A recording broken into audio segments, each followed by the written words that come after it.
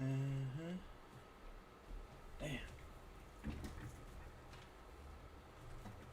Alrighty. Check this out, man.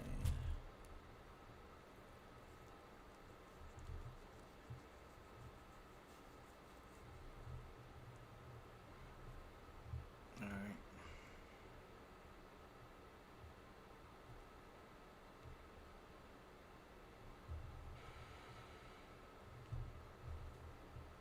Wait till some people get in here.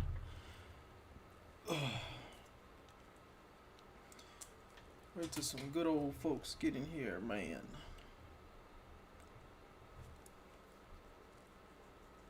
Yeah, my eye. My eye. My eye. Why is this phone going so slow? Make sure y'all smash that like button on your way in this thing, man. Don't be joking around. Don't be joking around. Make sure y'all smash that like button on your way in this thing, man. I appreciate y'all. Alright, be lit. We're gonna wait till some people get in here. New pack just touched down. New pack just touched down.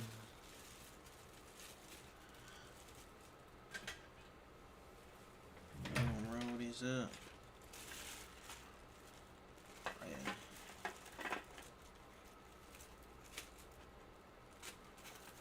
Come on, get on in here, y'all. What y'all doing? Y'all see them notifications? If you ain't got your notification bell on your phone for We Still Hustle Daily or We Still Hustle Daily 2, you tripping. Y'all need to put y'all notification bells on. So when Big Play go live, y'all see when Big Play go live. You feel me?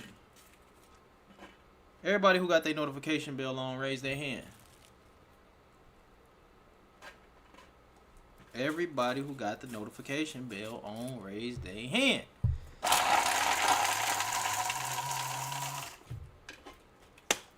Y'all know nothing about that electric grinder. Y'all don't know a mother freaking thing about that. Welcome to the stream today, guys. I appreciate y'all for tuning in and rocking with me as always. Y'all could be anywhere else, but y'all coming in here with me, and I greatly appreciate y'all. You feel me? I think we're in for a good one. This is a pretty long one as well. I know I got at least one good long one in me. Pause. Pause. Pause! Let me give y'all time to get yourself situated. Like I said, I think this is a pretty long one. You know what I'm saying? So we about to get into it. I'm about to roll me one up. Roll a good one up. We about to get straight to it, man. Hopefully y'all had an amazing day out there. What's today? The fuck is today? Wednesday? Yeah. I don't know what the fuck today is. Yeah, it's Wednesday.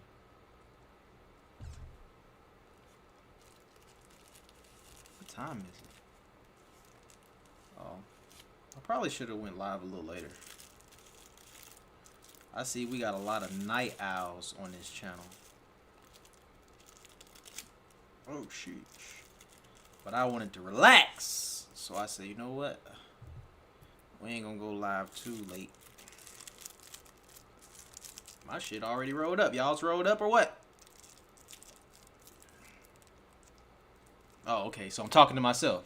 Ain't nobody gonna type nothing in the chat. This is crazy. Okay, I see how y'all doing me. It's all good. Got Big Play talking to himself. There we go, somebody. Night owls. Night owls. Yeah, that's me. Oh, that's right. Yeah, I might have to go. I remember, man, when I went live, like, I got the most people in my live, and it was like, I was up to like 2 o'clock that night. We had a good like 400 people in that joint. On both channels though, at the same time. That was pretty lit. But I went live at like 11. Yeah. But at 11, man, I ain't trying to goddamn. I be tired. Well, actually, I still do be up. We're gonna wait till a couple more people get in here.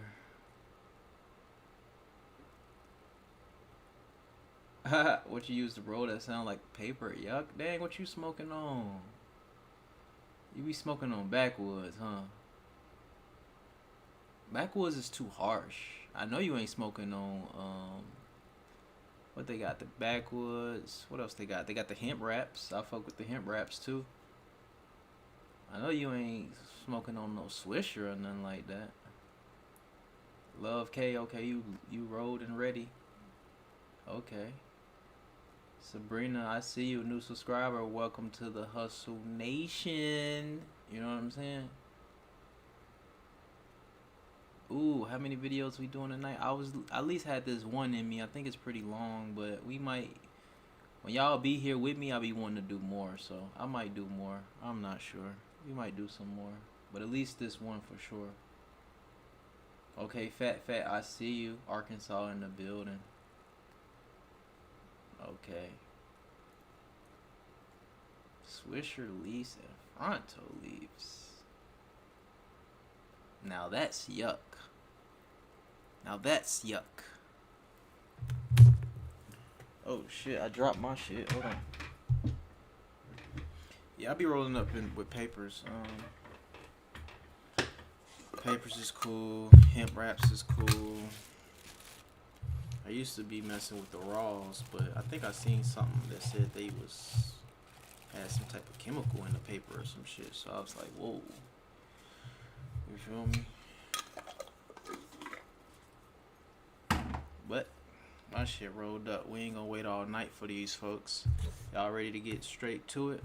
They taking all day. We been in here for how long? I've been streaming? 7 minutes. Holy, that's a whole 7 minutes. We about to get into it, man. Y'all ready? Let's go, man. We ain't gonna wait on these folks. They should have their goddamn notification bells on. Okay, so hey everybody, y'all already know it's me, Rachel, Storytime girl. And I know this setting is a little different, but let me tell y'all something. I am the niggas so listening ready to do what I came on here to do. So everybody keeps asking me about my upbringing and my parents and my mom and my dad. Now, I'm gonna be honest with y'all.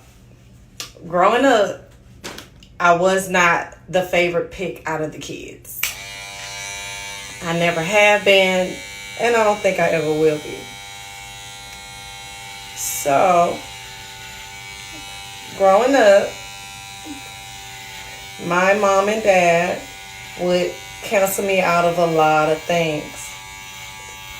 And I just didn't understand why growing up, especially my father, why he was so adamant on making sure that I really wasn't included in a lot of things. So, growing up, my dad was a very stern man. And I always said that I was his perch to no punching bag. Because the discipline he would give me was way different than my sister. And the way he would talk to me or ignore me most of the time was way different than my sister. So this one particular day, I came home one day from school. And my dad came home from work per usual. And he had a closet in the middle of the hallway where he kept all of his work clothes. And when he opened up this closet and he grabbed his belt, or he grabbed his disciplinary thing or whatever, I don't know what words I can use, you know we on TikTok. He would pull out his disciplinary thing, and he would, get some straightening going on. So this particular day I came home and I ain't do nothing that day. I remember like it was yesterday. I didn't do anything that day. And I remember crying and begging him not to whoop me. I said, Daddy, please don't hit me. Please don't hit me. I said, I've been good today. He said, nah, Rachel, you've been bad. I just don't know nothing about it yet. It's going to come out. And he took me in a room and he proceeded to whoop me. And I remember screaming and hollering on the top of my lungs, y'all, asking him to please stop. Because the beating wasn't normal. It wasn't like his normal, disciplinary act that he normally does with me. He started hitting me real hard. He started going real, like crazy. It's kind of like he blacked out or something. And all I could remember is I remember trying to run from him underneath the bed. And I blacked out. I remember crying and hollering for him to please stop. And I blacked out. Now, only years later when I was a teenager did my father come out and confess to me about my mother's infidelities with him when I was younger. So I didn't have a full circle moment to him whooping on me or hitting on me and stuff until I got grown. So he was whooping on her because the mama cheated? That ain't got nothing to do with the kids. But this particular day, my father decided to tell me why he had stopped. He asked me one day, he said, Rachel, do you remember the day I stopped whooping you? He said, Rachel, do you remember the day I stopped whooping you? And I lied to him and told him to his face, no. But the look he had in his eyes was so detrimental. Like you could tell it was like he seen a ghost or something. It was like he was so scared to know if I remembered what he had done to me, that was the day he vowed to never put his hands on me ever again. For majority of my life, I've had a dip and bump in the back of my head where my skull is at. And I've never seen it. And I told myself before I tell this story, I wanted to show everybody, including myself, what it looks like. Because all my life I could feel it. And I know it's back there. But I've never seen it. So I'm deciding right now to not only, because after I had blacked out, there was a lot that went on to me after that. And my parents obviously tried to cover it up the best that they could. But what ended up happening is the damage that it left me, mentally, spiritually, physically. I just never went to the doctor. I never got it checked. I never went and got it seen. Nobody ever took me anywhere to double check just to make sure that I was okay.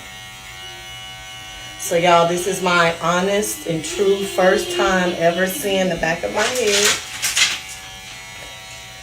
And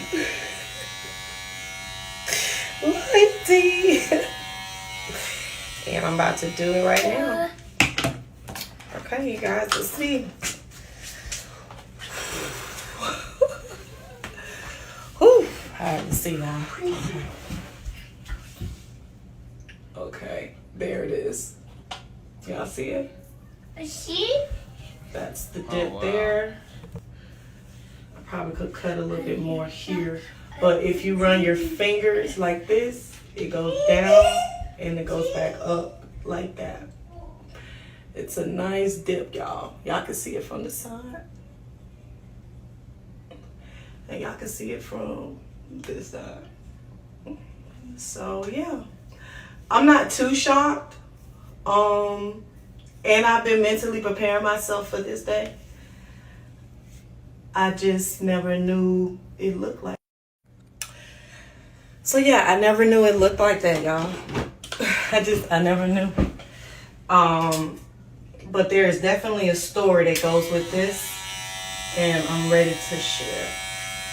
Because like I said, I didn't want to get my parents in trouble when I was younger. And I didn't want my parents to go to jail. But you can only imagine as a child, because this is my head now. Hold on, let me see y'all in the camera, sorry. There we go. This is my head now as an adult. You can only imagine how big this was in my head as a child. Because I had to, it was around 3rd, 4th grade when my dad did this to me.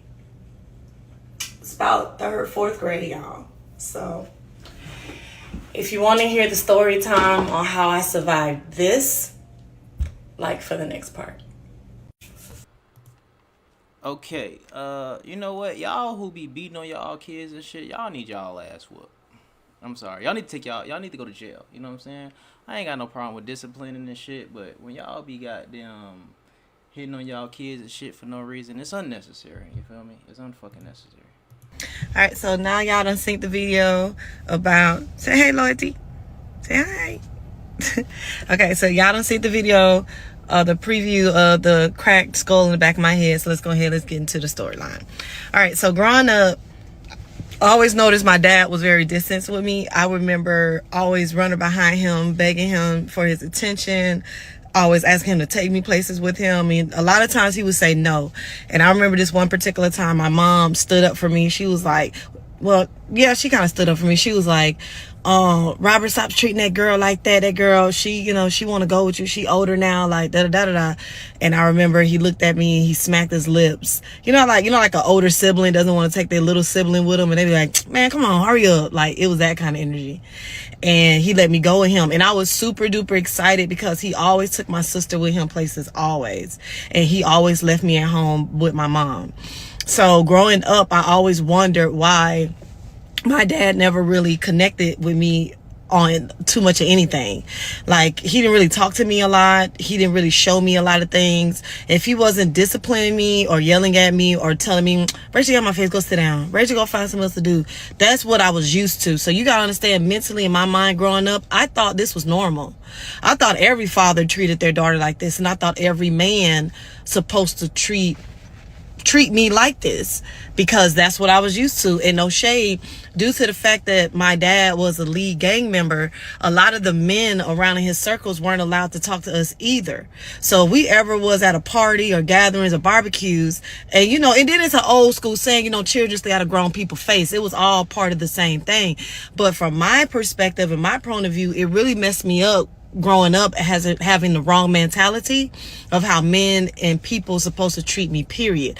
I have gotten used to people ignoring me or overlooking me, and I'm just now getting to the point where I'm not taking that kind of behavior no more. I don't care who it is. You know what I'm saying? And if you're on that type of time, I know exactly how to hit the exit door in 2 seconds. It doesn't bother me. I have grown tough skin because of all the abuse I've been through my whole entire life. Okay, most of my life I have been through some kind of abuse. Hence all the damn story times. So back to what I'm talking about with my dad. So I remember this one day. Like I said, my dad had came home from work and he went ahead and disciplined me, and I remember blacking out. Right. So boom, when I had blacked out, all I could remember was. And this is crazy because all this stuff, it's like it replays in my mind like it was yesterday.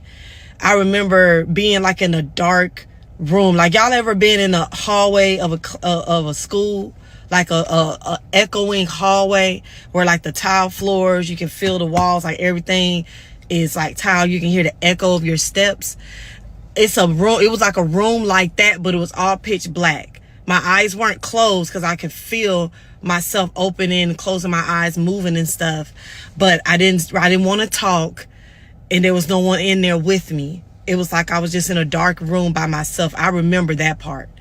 And then the next thing I remember, I came to. And when I came to, I remember waking up and it was real foggy and blurry in my vision. And I remember, because where my bed sat, it was a bunk bed, and I would sleep at the bottom. The bottom bunk was my sister. I was on the top. After my dad had whooped me and did his damage to me that day, I remember laying on her bed and my mom going down the hallway. And I remember like the sun beaming through my window and I could see down the hallway. I saw my mom, and then I went out black again. I remember waking up a second time. It was foggy. I was in my room. I remember looking around, and then boom, I went out again. I don't remember too much after that, other than when it was time for me to go to school. I remember when I had went to school, I had got up and my mom basically was helping me put on my clothes. And she gasped. I remember her gasping at the bruising all over my body. She didn't really ask too many questions to me. She just kind of was like, hurry up, Rachel. We got to get going. We about to be late. Put your clothes on. Let's go. So I remember getting in the car. I remember trying to sit up and I couldn't sit up. I remember that. And I remember when my mama took us to the school, she purposely waited until after morning announcements. Because in this school, I went to Raymond Avenue Elementary School in South Central California. Okay, every morning they had morning announcements where we all chanted the Champions Creed. After this, all the students, staff, and everybody else goes into the school, and there's nobody on the courtyard. There's nobody walking around. My mom waited until that time to drop me and my sister off, because I remember when we got there, there was no kids outside. There was no staff anywhere. There was nobody. It was just me and my sister. That's how I knew we were late. Like for the next part. Somebody say, what the hell kind of discipline makes you get knocked out? I know, like, knocked out is crazy. How many of y'all believe in whooping y'all kids? How many of y'all whoop y'all kids? Y'all let me know. You know what I'm saying? Just let me know. Yes, put a yes or a no. How many do y'all believe in get whoopings? You feel me? Y'all let me know. Yup, don't forget to hit that like button. Keisha, we live. That's right. Georgina, yup. I see y'all. I appreciate y'all. Damn, ain't nobody gonna tell me if they whoop their kids or not. It don't take that long. Y'all scared? Georgina said no. There's a difference between spankings and abuse. For sure. I got my ass whooped when I was younger. You know what I'm saying? I whooped my kid's ass. You know what I'm saying? But I didn't get beat on and shit. Like, you know what I'm saying? My mama didn't get no sticks and no motherfucking switches and whatever the fuck they used to put in the tub and wet it and shit. I forgot what the fuck they used to do. You know what I'm saying? Okay, you don't, but you don't need to. You got good kids. Okay, that's good. Okay. Yes, but everything does require it. Okay, yeah, I'm giving out whoopings too. You feel me? I ain't gonna lie. All right, so now that I done walked into the school, and those that don't know what's going on, we on part 3 to how my dad cracked the back of my skull and all that fun stuff like that. So we in the story time. So yeah, so basically I walked into the school, and when I walk into the school, I remember like my sister, she took off in front of me. Yeah, he's definitely taking his frustration out on his daughter for sure. She's one of them type, like when she around her friends and people like that, she wasn't studying me. She didn't care nothing about, I was staggering, I was all over the place. Like neither her, my mom, and obviously my dad, nobody stopped to care to ask, was I okay? So long story short, I'm going through the hallway, y'all, and for the life of me, I could not remember where my classroom was at. Damn, that's fucked up. His ass need to go to jail. Did he go to jail? Oh shit, she crying. Give me a second, child. See, this is crazy, man. I couldn't remember where my classroom was at. And it scared me so bad. Because I kept going up and down the hallways wondering where the hell I was at. I couldn't remember. Damn, her dad. She need to beat her dad ass now. Like, somebody need to whoop his ass. For real. This is ridiculous now. Shut up. I couldn't remember for the life of me where my classroom was at. So all I remember was, I remember my kindergarten teacher. Y'all, excuse me, give me a second, hold on. I said I wasn't gonna cry on this part, but I knew I was, because this part right here was the hardest. It's the hardest part for me, because I can replay it all the time in my head, but I never talked about it out loud.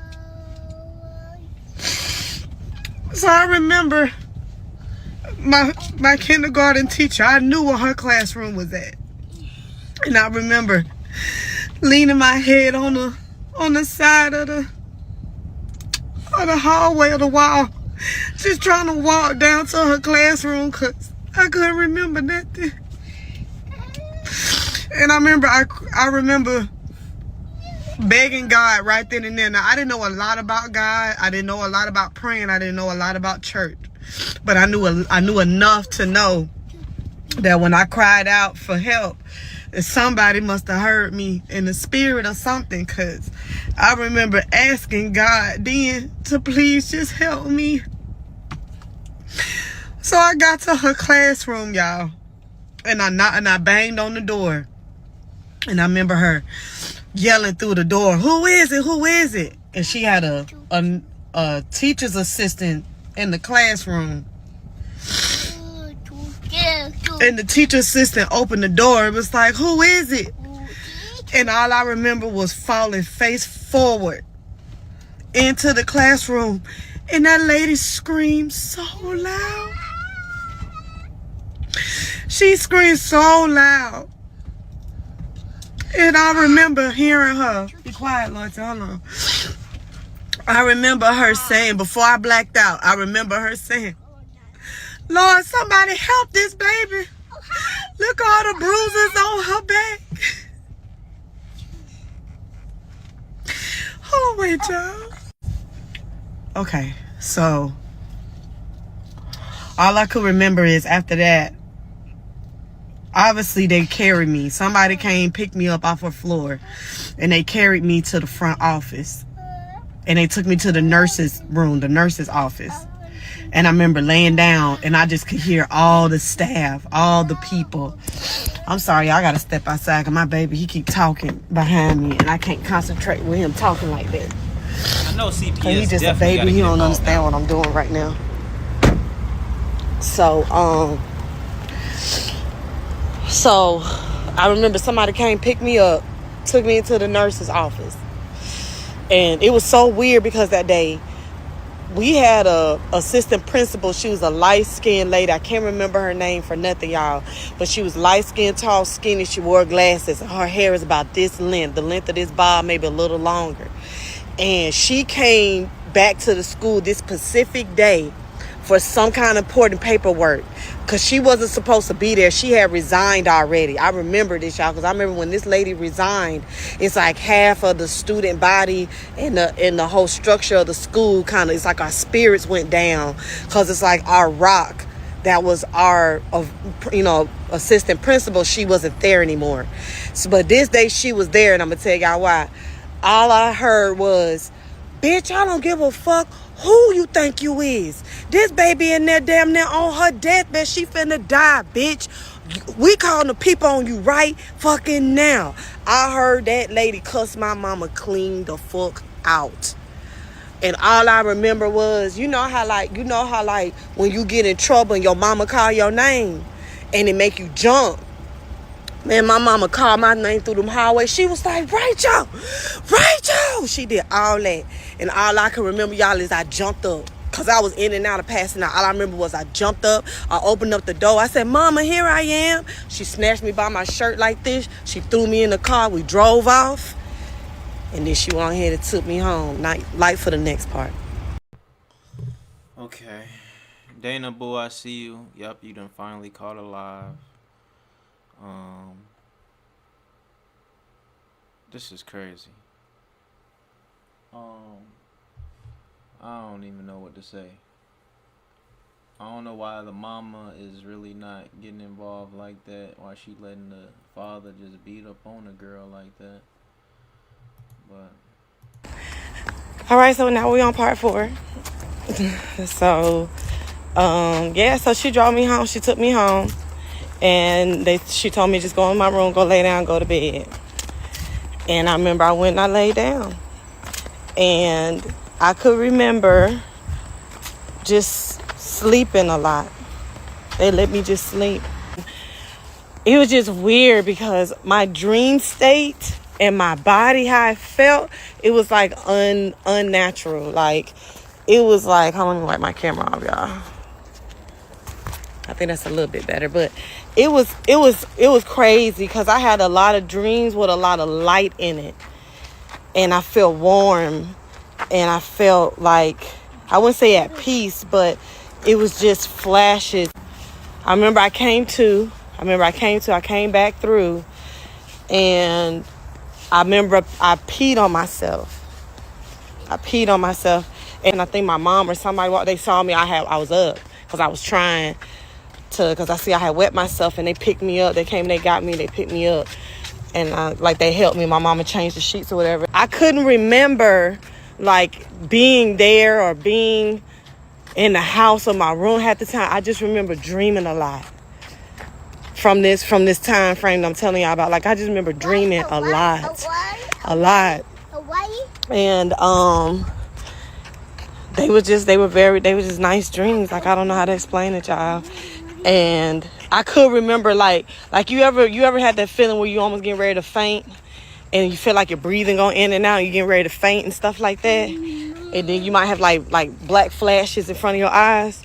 Like, I would feel that anytime I tried to get up out of the bed, out of the sleep. I noticed I would feel like that. So anytime I felt that, I didn't fight it. I went back and laid down. I just went back to sleep. And I slept for a long time. And then one day I remember waking up. I walked down the hallway. I came through the hallway door, because my parents, they used to keep a sheet up there sometimes or shit like that, you know, if they watching inappropriate stuff on TV, or they trying to have grown people time, you know, smoking, drinking, doing them, they'll have the sheet thing up. So they had it up for whatever reason, I don't know. And I just remember going out there, and everybody damn near like it's like they seen a ghost. I mean, it was yesterday. They treated me like I was a ghost or something. Like, I really think I think I was dead. And I think they were figuring out what to do with me. You know what I'm saying? To try to cover it up. Like, that's what I truly believe. Because other than sleeping all the time, if they was coming there checking on me and stuff like that, I don't know. I don't remember being escorted to the restroom. None of that shit. That's what I'm saying. So when my body reacted and peed, I think that was a sign to my mama that I probably got a good chance to survive, because now my organs are functioning again. Because I'm pissing again. Because I don't know how many days they let me lay there like that. I don't know. All I know is I woke up out that room. I came up out that bed though, and I was bright-eyed, bushy-tailed, looking everybody in their face like, what's up? Like, ain't nothing happened to me. Like how I am like this right now, that's how I came up out that bed. It was creepy, but I came up out of there. So yeah. So y'all like for the next part, because I'm outside walking around with my son. Yo, this sounds crazy. She say, ugh. Damn, that's fucked up. I wonder if she's gonna let us know what happened when the school called CPS. Chanel say, I'm over here in almost tears. The experience of you being in God's hands and guardian angels watching over you and healing you. And yes, you were in between. I am talking from experience of being healed. Yeah, this is crazy. She say, oh my, for sure. Okay, part 5. So now we are in the part where, I done jumped up. I came down the hallway. Everybody looking at me, treat me like a ghost. So yeah, it started out really weird, y'all. Like, okay, I got up and I asked to watch cartoons. I wanted to watch The Simpsons, and I was ready to eat. Like, ain't nothing wrong, And everybody was just looking at me weird in my face, like, like, are you okay, Rachel? Hey, Rachel, hey. Things like that. So after a couple more days, I noticed that they still let me stay home, like a couple more days after that. And then I realized that the day I had to get up and get ready to go to school, my mama pulled into a different school. And I was trying to figure out what was going on. So basically, like, they switched my schools. So I was in a school in South Central. Now I go to a school literally right up the street from my house. So I'm in Carson. My elementary school is right there in Compton. Right there, it's like right when you get off the freeway, and it's sitting behind a grave site, a graveyard site, and it's like, I think it's like a fast food place on the corner. Like, it's like, and then when you come down, you'll see the Welcome to Compton sign. So it's an elementary school. It's called Caldwell Elementary. Okay, so my mama got me up, got me dressed, and took me to this school, and I'm looking around like, where am I at? Because I knew that was my school. And then all of a sudden, we go in the classroom and stuff, and I realized the lady, as she started teaching the material, I started realizing that I already knew this shit. So I was like, what is this? Come to find out, my mama switched my grade too. So not only did she switch schools, she switched my grade because, see, this is what happened. So when the CPS got involved, or however that unfolded, they used my Auntie K address. Now, my Auntie K is my auntie down there in California that raised me. She raised me because basically, like, somebody was asking me in my chats and in my live, when I be live, like, how was the dynamic of my household and stuff. And really, like, the reason why I was like, I thought it was normal how I was being treated, because as soon as something like bad happened to me, or I got whooped or something like that, the next day I was with my Auntie K. Yes. Yeah, we're going to go get some EE. I went straight to my Auntie K. So long story short, y'all, they use her name, her address, her everything. So when they pull all the school records, everything wrapped back around to my auntie and her house. There was nothing on none of my paperwork that said anything about my mom or my dad. Nothing. The only thing was there was my aunt. So when my mama came to the school, they automatically assumed she was the same lady on the application, but the lady was my aunt on the application, not my mom. So that's how they got away with that for a minute. So got into this school or whatever, and things went from there. So like, after I got registered in the school and when nothing I could do, they pushed me back a grade. And then all of a sudden I remember going to the next grade there, and like after that we wrapped it up quick, and then all of a sudden we left California out of nowhere, like out of like a drop of a dime. It was like right after all this stuff happened, my parents moved us to the South, and then that was it. And they never came back to California. They never stepped the foot back in California for nothing, not even to visit. That's how I knew it was something. Cause when we left the state, we hauled ass. We didn't even give our family and friends a good notice time. We got the fuck up out of there. It was fast too.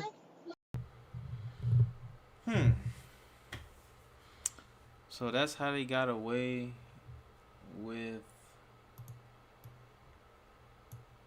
from the CPS case. That's crazy. Okay, everybody, so we getting ready to wrap this up really soon. I got this video, and then I'm going to do my last finale tomorrow. I'm definitely going to be shouting out some ladies and some people along the way that have really touched my heart and grew a great relationship with me over the last few days as we all have been healing together. So I think I'm going to do a good wrap up that way. But I'm about to do a story time, because if y'all saw the last post, y'all saw where I said about the spiritual encounter. Yeah, let's go ahead, let's get into it. Okay, so after I done got into this school or whatever, I go to Caldwell Elementary. And I remember when I was in Mr. Cartwright's classroom, 4th grade classroom, Mr. Cartwright was his name. Okay, so boom, I'm in the classroom, whatever, and it's time to go outside for like break, like a little recess. So I remember going outside and playing on the playground with all the kids. And at this time, the playground was full. Like, I remember the kindergartner, first graders, maybe a couple of third graders was out there. Like, everywhere you looked over the whole courtyard, there was kids everywhere, right? All of a sudden, I remember I passed by the monkey bars and like this gymnasium thing, and I looked over to the side and I saw like a beam of light come out the sky. It caught my attention because it reminded me of the light flashes that I was having in that dream state I was in. So when I synced, I was like, dang, that's pretty. And I looked at it, and when the beam came down, it shined on someone's gravesite. Because you got to remember, there's a grave site that's right next to Caldwell Elementary. So this beam came down to the grave site, and I literally remember like it was yesterday, y'all. I will never forget her face. This lady came out of the ground, like out of the grave. And she was a fair-skinned woman, slender collarbone joint, long wavy hair. It was kind of pushed back, and she had on like one of those silk night dresses, like something you would wear to sleep. Real elegant English, like uppity, like royalty looking kind of garment, right? And she was shining, she was bright. But this is what I'll never forget. I'll never forget her face. Her face, she was so confused as to where she was at and why she was being pulled up there. It was like she had a moment, like a whatever moment that was, when she was descending out of her grave into the sky. It really looked like one of the moments where she was like, God, really, me? Like, really, it's time? Like, you could tell, like, her face. I'll never forget her face. And she went off in the sky, and then the sky closed up, and that was it. I promise you, I thought I stood there looking at her no more than about a minute, 2 minutes tops. It couldn't have been no more than that, right? You know, I turned around, and the whole courtyard was clear. Nobody was outside. Everybody was gone. I looked around, and it started getting dark and gloomy, looking like it was about to rain. And I stopped and I looked for everybody, and there was nobody there. I was by myself in the middle of the courtyard. And all I could remember was, this is how I know it was real.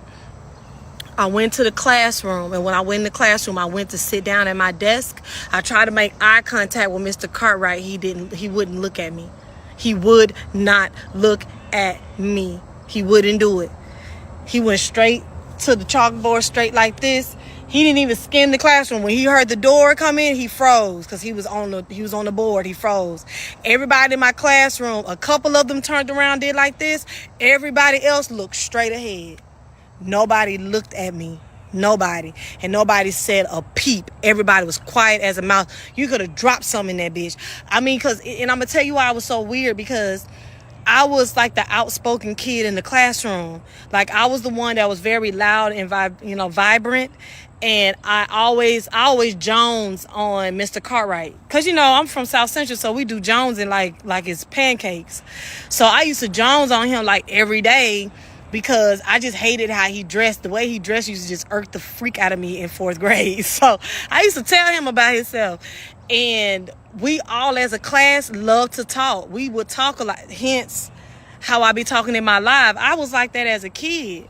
So when I walked in that classroom, and then nobody even turn around and make a joke about it. It ain't like they was like, dang, Rachel, you so stand up for a minute, wasn't you, girl? Like, was you ever going to come back in the classroom? Like, nobody cracked a joke. Nobody said nothing. That's how I knew. And then when I came back, by the time I came back in the classroom, he was on the board. He did a couple things. And next thing I know, the bell went off. It was time to go home. I was like, well, how long was I out there standing like that?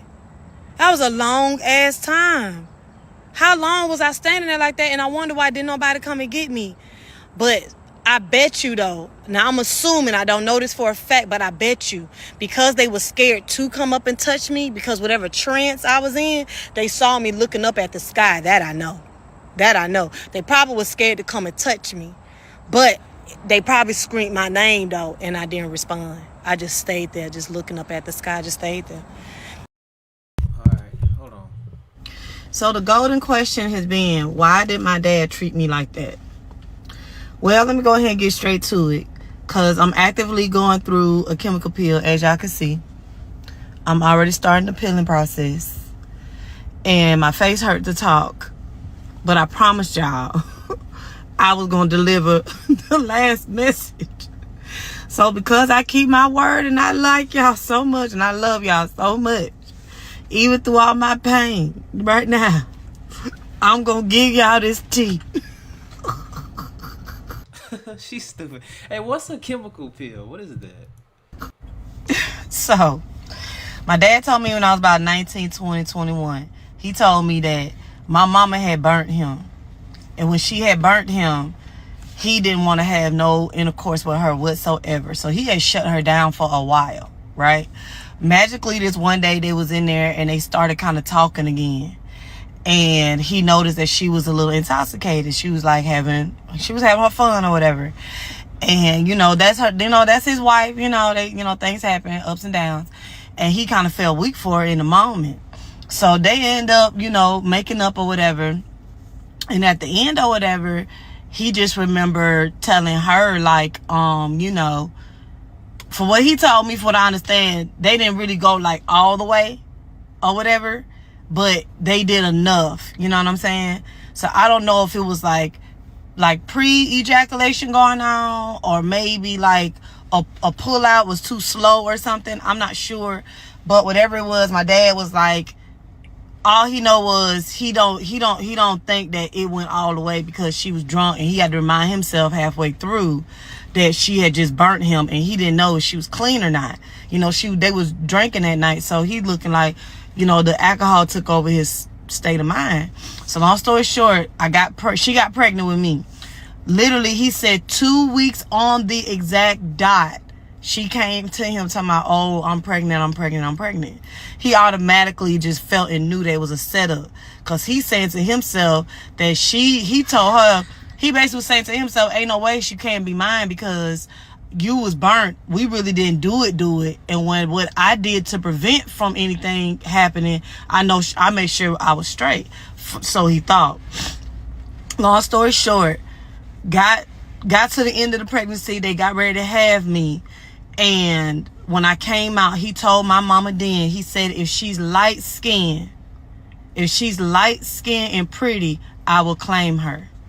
If she's anything outside of that, you on your own. And I came out like high yellow, grayish. I was born with jaundice. I had jaundice growing up. So basically, I looked like a little white baby for the longest. My melanin skin didn't come in until later. So he said that when I came out, he saw me, he put his name on a birth certificate, and I was his child, and we went on about our lives, and that was it. But my mom she never told me detail for detail about like the stories behind my dad, how he treated her. All she would always tell me was, your dad was very, very mean to me my whole pregnancy. Your dad kept me crying. All I did was cry. And he always made me upset. So when I was real little, like a baby, all I would do was sit on my daddy's chest and rub his beard and cry for hours.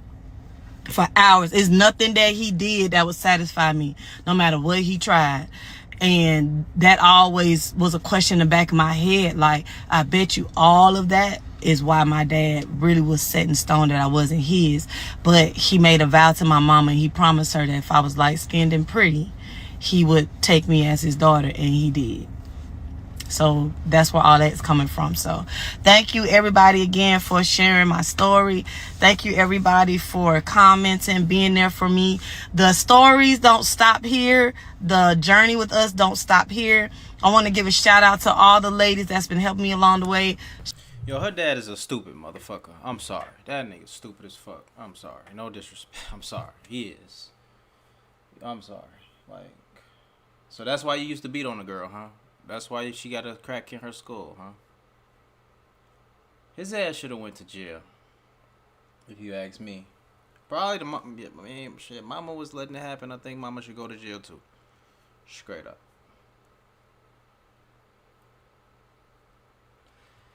Yeah, her dad.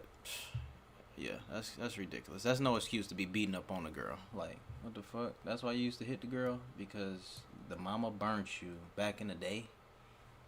And you still, I don't even understand. I don't know what the fuck wrong with her dad. You know what I'm saying? God bless him. Anyway, that shit is crazy. That was his reasoning.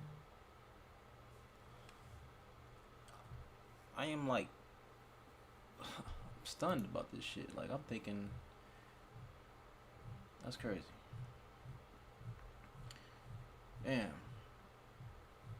That nigga should have went to jail for sure. She going to school, I'm surprised maybe the teachers lost contact or some shit. Like, maybe the teachers lost Alright, y'all, so story time. Oh shit, here we go.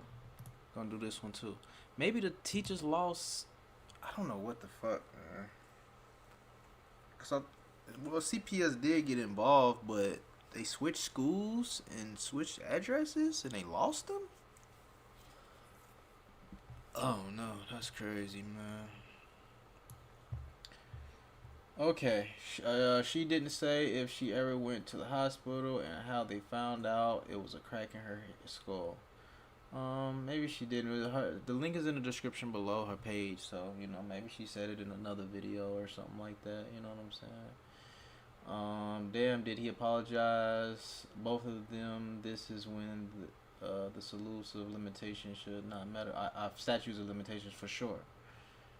You know what I'm saying? But we're gonna go ahead and get to another story. What y'all saying on We Still Hustle Daily too? I ain't looked over here. My bad. Are we alive over here on We Still Hustle Daily too? What y'all doing over there? Let me click let me see. Okay, we got 10 people over there chilling. Somebody say, with all due respect, her dad should be in jail. For sure. He definitely should. He was beating that girl. She passing out. She didn't even remember where her classroom was. That's crazy. On how my grandma busted me in my face with a hookah, and I end up slamming her through the coffee table. After that, no, I'm not proud. No, nobody's perfect. Shit happen. People go through stuff. But I'm gonna give y'all this story or whatever like that. So, my cousin used to do shit to piss my grandma off all the time. Like, she would have people over the house all the time, dirty in the fuck up, woody boom. So this particular day, my grandma was drunk as fuck. Like, she was drunk as shit. We all like had company over or whatever. My brother was there. Like, my cousins that don't even live there was there with their friends. Like, my grandma's house was low-key one of those. So this day, she was not with that shit. Long story short, she come down the steps or whatever. So she like, everybody get the fuck up out my house. Really just that simple. Like, my grandma was blunt as fuck. So she like, get the fuck up out my house. So I'm like, well, man, my company waiting on her ride anyway. Like, we about to go. But I was smoking hookah in the living room at the time. So she like, clean that fucking hookah up. So I'm like, well, I'm taking the hookah with me, so I don't need to clean it up because when my ride come, I'm grabbing it and I'm going. I'm smoking this motherfucker in the car. So, she like, no, I say clean that fucking hookah up. I'm like, girl, like, I did not do nothing to you. Me and my company about to leave. Like, I'm taking the hookah with me. So, long story short, we like started going back and forth and she was trying to like, get up on me. Like, my grandma was one of them. She didn't give a fuck. So she trying to like get to me. So my brother like pushing her back. Like, grandma, I'm like, why are you trying to fight her? Mind you, I'm sitting there laughing. Like, I'm just like, grandma, I'm like, go ahead. Not gonna lie. Laughing at me pisses me off too. So I probably would have did the same shit she did because bitch was funny.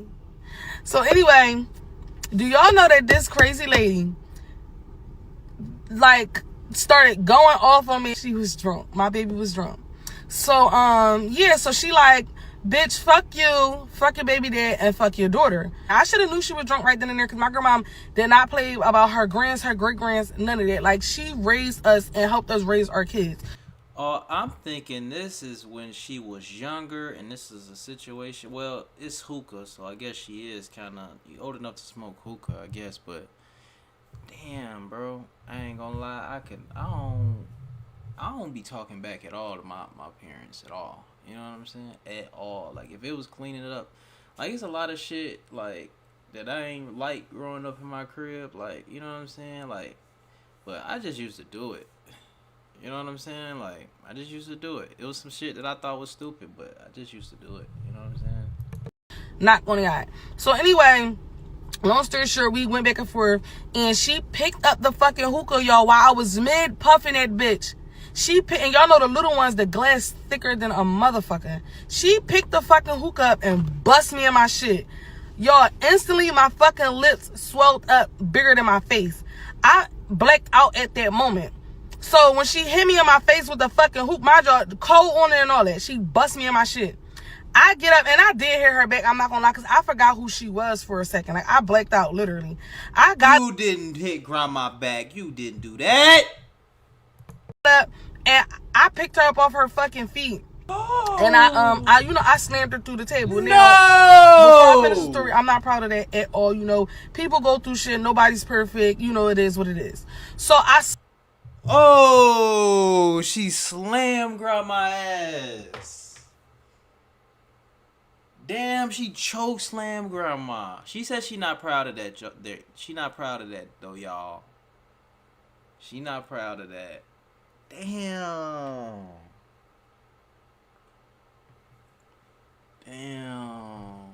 She did that to grandma. She said she not proud of that shit though, y'all. Okay. Alright. Remember, she started the video off like that too. She like, I ain't proud of that. She ain't proud of it. Y'all, part 2 story time on how my grandma bust me in my face with a hookah and I choke slammed her through the coffee table.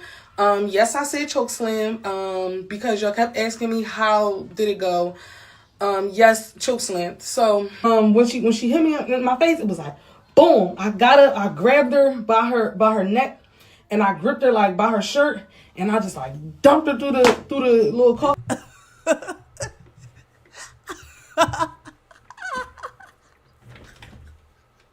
Yo,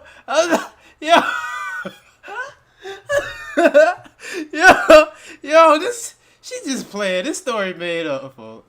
She crazy as fuck. She told us, hell no, this is not funny. No, I don't believe her, bro. She didn't do that shit. This is a funny story time right now, bro.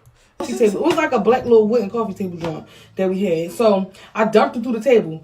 My daughter at the time, my grandma like 70 years old, but my grandma is a retired crack. No, oh, she retired what? Kid, like was because she passed. But she used to do drugs back in the day, so y'all know crackheads faster than a motherfucker. So when I slammed her through the table, she got up fast as shit, like fast. Nah, this a fake one right here. This funny.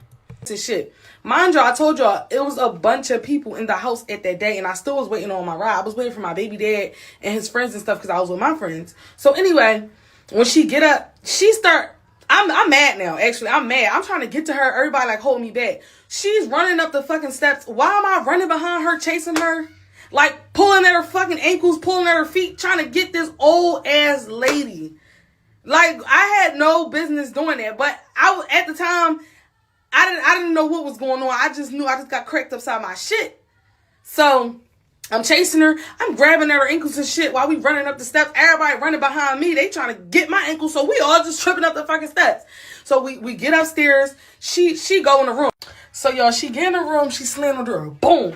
I'm at the door. Like she slammed that shit dead smack in my face. I'm banging on her fucking door. I'm like, come out the room. She like still talking shit though. Like, mind you, this is who raised me, so this is who I get it from. This is my dad, mom. So she talking all this shit. She like, yeah, bitch, I'm about to call my daughters. They gonna fuck you up. Like I'm somebody on the streets. And I'm like, bitch, get your daughters. What? Bitch, what? Come get anybody you want. Come on, I'm ready. I want it. Like that's how I was feeling at the fucking moment, y'all. So she called her daughters around there. Now, mind y'all, my aunts are, my dad's side is on like the bigger side.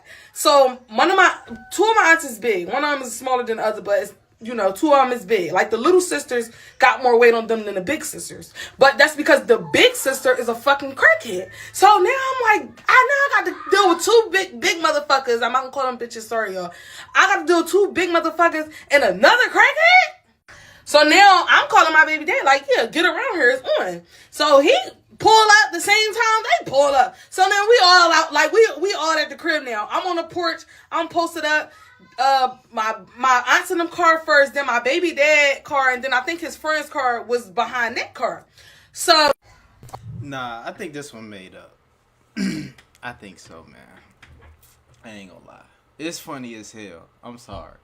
When she explained how she motherfucking chokeslammed grandma, nigga, that shit is funny as hell, bro. Look. I grabbed her by her neck and I gripped her like by her shirt and I just like dumped her through the little coffee table. It was like a black little wooden coffee table joint that we. No, she didn't. Alright, y'all, so this is part 3 story time on how my grandma hit me in my face with a hookah while it was lit and I choke slammed her through the coffee table.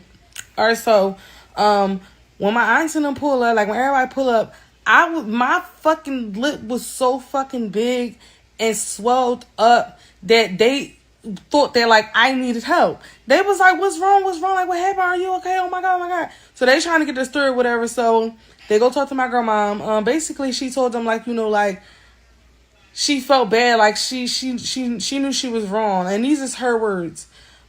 She said that she took her anger on me. Like I didn't do nothing to her. She wasn't even mad at me. Like, she just snapped. And I just was, the first person she saw. Like, and that's just really what it was. She was crying and stuff. they had basically said, like, you know, right is right and wrong is wrong. They was asking me if I was okay or whatever like that, and I did.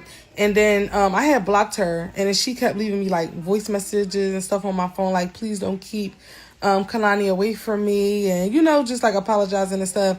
And then of course I called her back because I wasn't gonna keep my daughter away from her. Like I said, my grandma raised me and helped me raise my daughter, so we talked, and I apologized too, because they don't make it right just because she did that. Like, you know, that's an old ass fucking lady. So yeah, nothing really crazy happened, y'all. That's about it. But if y'all want another story time on some more crazy shit, because that ain't nothing, let me know. Oh shit, maybe it was real. Rest in peace to her grandma, man. Where is she from? That was like Philly? I don't know. I'm gonna say Philly or some shit. That's what I'm gonna say. Cause she was like Jones. Well, New York say Jones too, huh? Damn. That was crazy though, I ain't gonna lie. Choke slamming grandma through the whatchamacallit. It was so funny. I thought it was fake, you know what I'm saying? But damn. That's crazy. Rest in peace to grandma, man. And like she say, she ain't proud of that shit, y'all. It was, you know, it was just she blacked out at the moment, you know what I'm saying? So y'all gotta forgive her. I forgive her. Goddamn. Rest in peace, grandma. You feel me? Let me see what else we got. Okay, I wanna do this one too. Oh shit. Oh, we gonna do this one. Yeah. Alright. Launch you from my town. She sound like it. Launch. What's launch? Alright, we're gonna do this one right here. Bam!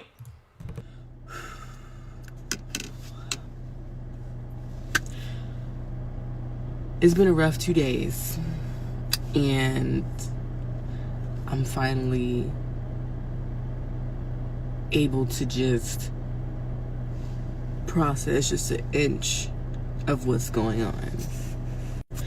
Now, first and foremost, some of you may know me, some of you may not. Some of y'all know that I am an auntie mama to all 3 of my nieces.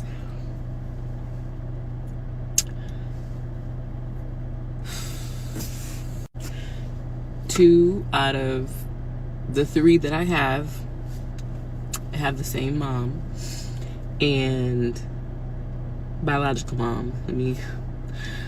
And she also has 2 kids as well. Now my other niece, her mom passed away. Yo, not you talking to the phone. That's funny. You don't type, you talk to the phone. A few years ago, she was murdered. Not passed, you know. But anyways, we're not getting into that. So yeah, so 2 of my kids have the same mom, and she has 2 other younger babies as well. Now, I'm not gonna go too much into detail. You really have to kind of catch up. I don't really have time to, you know, kind of go way back and, you know, but I'm going to try and really do my best to explain what the fuck has been going on. And I will have a more detailed YouTube video about it, which I will work on. But I know there's so many people that are just so concerned, and that, you know, so much love, so much, it's been overwhelming. Everything has been so overwhelming, okay? So when I say it's been rough, it's been a rough 2 days. It has. So a couple days ago, well, 2 days ago, which was on a Tuesday, it's Thursday now, I got a call from CPS, and they told me that he was sitting in the hospital room with my 2 kids' biological mother.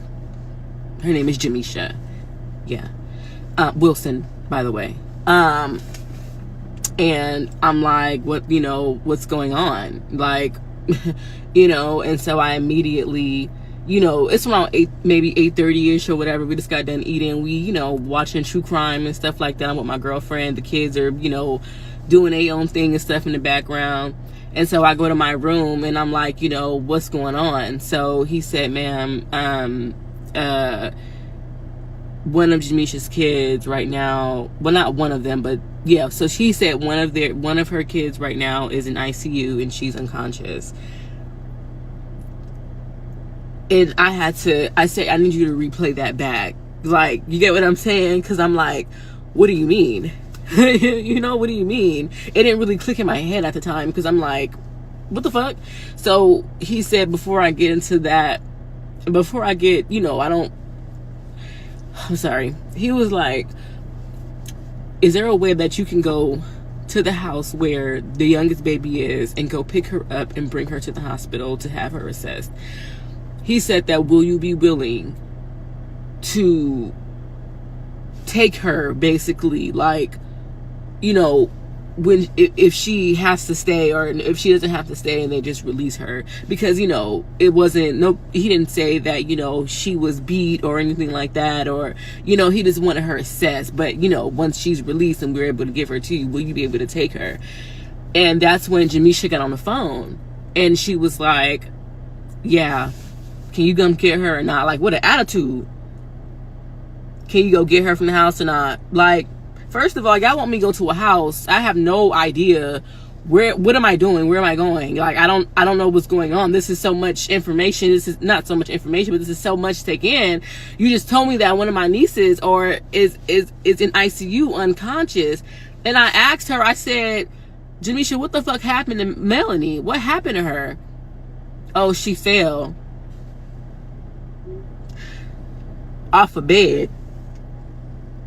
So you're telling me that she fell off a bed and now she's unconscious fighting for her life? Oh, not to mention she just got brain surgery. And I said, send me the address to where the baby is. So me and my girlfriend immediately, we put on some clothes, put on our shoes and stuff. We walked out the door. Got the address, boom. Go all the way across Houston. I ain't never seen this shit in my life. I'm like, oh shit, you feel me? It sucks that I have to travel like this, like, you know, see new things and on an unfortunate situation. But anyways, just trying to bring a little bit of, you know, because I'm furious, I'm angry, but like, I don't know what's going on. So as I get to the house to where the baby is, it's about 5, 6, 7 police cars outside. It's a crime scene unit motherfucking truck. And I'm like, what the fuck? Mind you, it's people standing outside, about 4 or 5 men standing outside or whatever. And so I meet the police at the door and I'm like, I'm here to come pick up my niece, my baby. Where is she? Excuse me. Mind you, the baby is 2 years old. And they were like, you know, had to make sure that I said who I said I was. I told them the social worker told me to come pick her up and stuff like that. So they had to go back and forth with different, because it was like, we can't let nobody in the house, So eventually they got the information and stuff and they told me to come up. So as I'm going up the stairs, the deputy was like, I need you to watch your feet, because when you walk up, you know how when you walk upstairs, like up a stairs, it's like there's no foundation on the, it's like just wood. So it's nails poking out. It's like, and I don't play by my feet. You feel me? And so I'm watching. She got the light and stuff or whatever. And as I'm going upstairs, it's giving me fucking body in the basement. It's giving me body in the motherfucking basement. I'm like, where are you taking me? Like the door, she's creaking the doors. Oh, that's not the right door. This door. So she opened the door and I see my niece just crawled in like like in a fetal position in a corner with a little bowl of chicken. Like, you know how when you try to feed a stray animal? Yeah. So I'm looking at her. Mind you, I haven't seen my nieces in months. And there's a reason behind that. It's not because of them. You know how when you gotta love motherfuckers from a distance, I didn't want anything to do with my sister anymore. And unfortunately, I had to love them from a distance as well. But my love is always here. If you know, you know. But anyways, I'm trying to hurry up. I go and I said, TT. She said, TT. And so she got up, you know, slowly and stuff, and crawled to me, you know, and she can walk, you know, but she crawled to me, and I picked her up, and I'm looking around the room, you know, because she didn't have no shoes on her feet, no nothing. And I'm like, you know, so she just laid her head or whatever. So I wasn't really able to see her face or anything like that. So anyways, I hurried up and I went downstairs, you know, I took my time because, you know, the stairs was horrible. And so the lady was like, you know, she's been like that for like the past 8, 9, 10 hours. Mind you, this whole situation, my niece didn't go to the hospital until around like 1 o'clock. The police was called around 1 o'clock. So, she's been there. So I'm like, she's probably pissed. I don't like, you know, mind you, I don't know what the fuck is going on. So when we get to the hospital, and I mean, when I was in the car, I seen that she had like a little bruise right here, like a big abrasion, you know, and I'm like, damn, like she probably chipped her, you know, right, and so I seen a little scratches, a little this, a little that, you know, and I'm like, okay, so when we get to the hospital, I'm able to see her fully. Mind you, my niece is 2 years old. She is 2 years old. She's a baby. She just turned 2. When I tell you, bruise, after her whole face was swollen, like somebody boop-popped her in her face, like a grown-ass man, black and blue, swollen.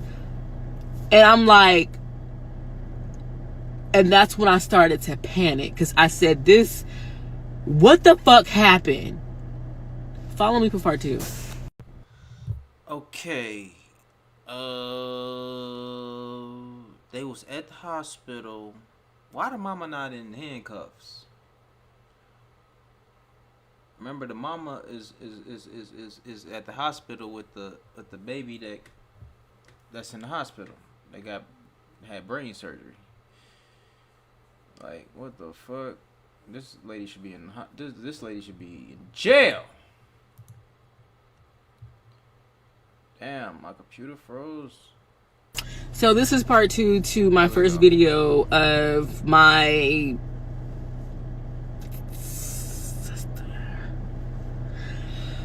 abusing my nieces.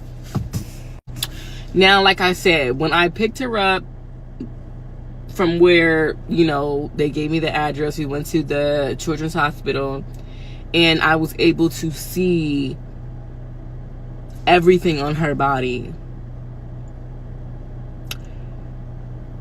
But not just that. Every time I turn around, it's something new. When I say her face was black and blue and green, she had a purple and blue ear. She had chipped teeth. And it was like, you know, when the doctors were assessing her and things like that, it was like every time I looked at her, it was something new. Damn, look at this, look at that. Dang, you see this, dang, you see that. It was bad. It was bad. And I just could not wrap my head around what was happening. I have a niece that's in ICU in the PICU right now. And she's fighting for her life. And then when I went to do my interview with the social worker, Jamisha calls talking about how's the baby? Where's the baby? She's not talking to me, she's talking to the social worker. And then she's gonna say, just to let you guys know, the baby slipped in the tub and we didn't take her to the hospital because we didn't want to go through all this. Yeah. So she ain't even in jail. What the fuck is going on? She making calls and shit. What the fuck? Yeah, exactly. If you don't want to be a mother, there's places that you can drop kids off. Yeah, you feel me? Like, we didn't want to go through all this. Like, you know, dumb. You feel me? What you mean slipped in a tub? My thing is, this isn't no 1 day worth of bruises. Like, this is, you can see bruises that probably happened weeks ago that's healing, brand new abrasions on her back, like burn marks on her fucking feet, all type of shit. So you really gonna say some dumb shit like she slipped in the tub? We've all slipped in the tub. Maybe not all of us, but this isn't no slip in the tub situation, so shut the fuck up. So with that being said,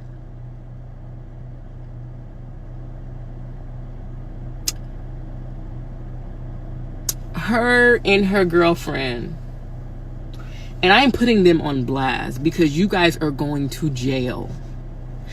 Yeah. You're going to jail. Yeah. I know you're going to see this video. You're going to jail. You're going to jail. My niece did not fall off no fucking bed to where she had to get brain surgery. She did not. She did not. That's plain and simple.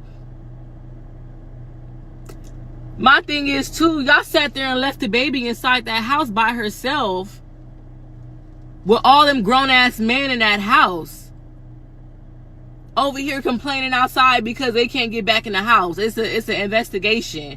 Da-da-da-da. A nigga gonna put me to the side talking about some, oh, you know, I'm just letting you know, baby girl fell. Shut the fuck up. You feel me? Mind you, I'm tuning them out. Like, what do you want? Like, I have to go. So anyways,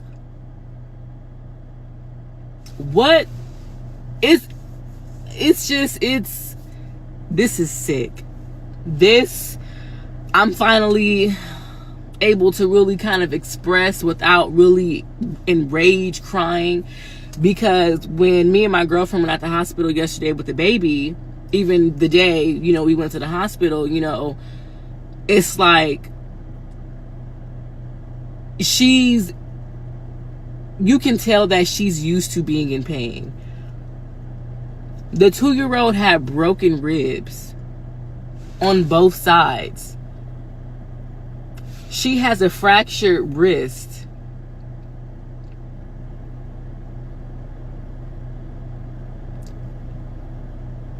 When I say bruises on her legs, bruises on her thighs, but it's like when she was, you know how when they come and keep fucking with you, doing all these tests and x-rays and stuff like that, like she was, you know, she was tired, she was sleepy, you know, but it's like when she was crying, that shit, that right there, because they don't just, what? A baby. I've seen this shit on like TV. I would have never thought, you know how when people say, oh, it's close to home. No, bitch, this is home. This is home. And then I'm mad because I want her head so bad. But no, these kids don't have nobody. You get what I'm saying? Like, I brought them out here. I brought Jamisha and her kids out here because she was going through a domestic violence situation. Okay? I did that. You know? And it's like, they stayed with me. You get what I'm saying? We eventually parted ways because once you go, you feel me? It ain't no going back. So that's exactly what she decided to do. That's what she, you know, revealed to me later on down the line. You get what I'm saying? Oh, you know, I was just on that, you know, da-da-da-da. And I'm just like, what the fuck? You feel me? But, you know, she was in a shelter at the time. It was like a Star of Hope, you know, Christian community shelter for women, you know, and I'm thinking, you know, she about to get her housing and shit, you know, I want her to get her shit together, you know. I didn't forgave her so many times because I'm a type of person where it's like, you know, that's just me. You already abandoned 2 of your kids that I have. I've had my baby since she was born. You never came back for her. You never came back for her. I have your oldest that just turned 13 today. And you abandoned her on my sister's doorstep and never came back for her.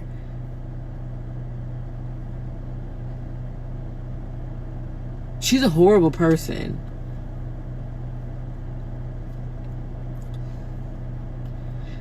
She's a horrible person. And you're going to jail. And I'm going to make sure that you're going to go to jail. You're sick. You and your girlfriend, Kevinisha. I'm gonna post that whole name, baby. I'm gonna post that whole name. Yeah. You're going to jail. Both of you.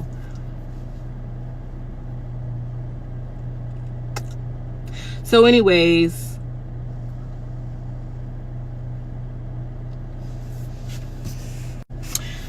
I can't say too much what's about to happen today, but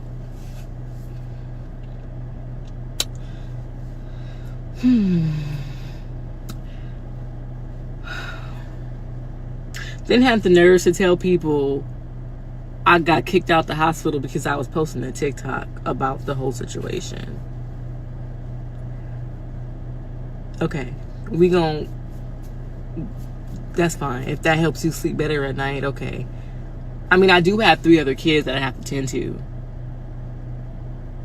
I do have a home that I have to go maintain for the 3 kids. 2 out of the 3 kids, 2 that you don't have. That's about to be 4. Oh. How you lose all your kids? Ooh. And also, I want y'all to know that as much as I have to be the bigger person, unfortunately, like always. Because if I do something, if my girlfriend does something, they won't have nobody and they're gonna go off to foster care. Then my kids back at home, they need me. So yeah, make sure y'all follow my Instagram. I'm gonna put in the comments below and follow us on this journey. Yeah, I'm surprised that girl is not already in jail. Like, I am really surprised right now. Like, for real. And shout out to her for, you know what I'm saying, taking those kids in, you know what I'm saying, so they won't have to go in foster care. That's what's up, you know what I'm saying. But I'm surprised that the girlfriend, they ain't locked them up with the quickness. They should definitely be locked up. 2-year-old with ribs broken. One of them got to have brain surgery. Come on now, this is ridiculous. Somebody say to choose to harm a 2-year-old that can't defend nor talk and speak up is heartbreaking for sure. Somebody said that baby is going to need a lot of counseling. I'm going to pray for that baby for sure. Both of them. Got to pray for both of them. Because they mama's a stupid ass hoe. You feel me? Who just want to pop out kids and don't take care of them. Yep. That's exactly what it is. Fantastic weekend. I hope you figure out your many side hustles. Have a great one. Weird, and you guys are mad, and I'm scared. No one's because angry. I'm gonna lose my business if I get reviews that I'm this asshole who doesn't allow dogs. No one's upset. Just give me a second. I think when we booked, we always check to make sure that dogs are permitted on the property. Right, but we don't Upon reserving, we clicked 2 guests and a dog. The reservation was confirmed. We paid. It was booked. Which is I do normal. believe I'll tell Airbnb why they're doing we've that. booked with hosts before that have the option to have a dog. Anytime we've selected that the dog is going to be accompanying us, I didn't see the part where they've it says confirmed. Dogs are welcome with acceptance first. But as a host, talk do you about not what's think that going you on should here. initiate that conversation? But I think you missed that part, and that's why. I'm No, calling we didn't Airbnb. miss a part. We confirmed a reservation with a dog. Right. But That was the co- confirmed. Also the listing states that we talk about it first. Ma'am, as a host, I do think that it requires you to message us and ask about what I'm size is your trying to find out what dog. they've changed on my listing that just allows dogs, because we Well, I always think have that's conversations, probably so we good will because if figure- you're going to have multiple dogs on the property as a part of a separate business, that's important. Oh, shit.